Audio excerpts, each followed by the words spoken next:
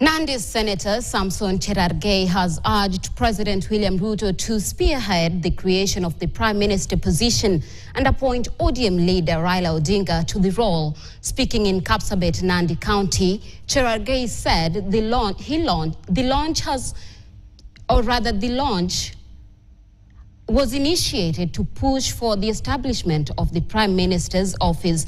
As proposed in the NADCO report, the senator argued that Raila's vast experience in governance would be beneficial to President Ruto's administration. Hiyo report ya NADCO lazima ikuwe fully implemented. Tunataka kiti ya baba ya executive ya Prime Minister akuje arudi ile kiti yake ya Prime Minister aendelee na kazi yake. Hata magari yake ya Prime Minister na bendera bado iko, ofisi bado iko, arudi kwa hiyo ofisi ya Prime Minister aendelee, asaidie Rais William Ruto to deliver for the betterment of this country. Singa namna hiyo.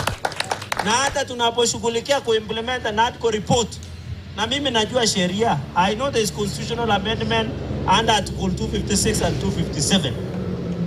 Either legislative or parliamentary initiative or popular initiative.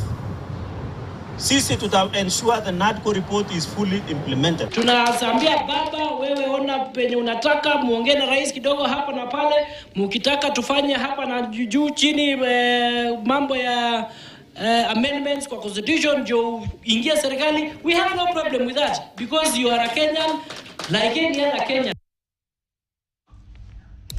Prime Cabinet Secretary and Foreign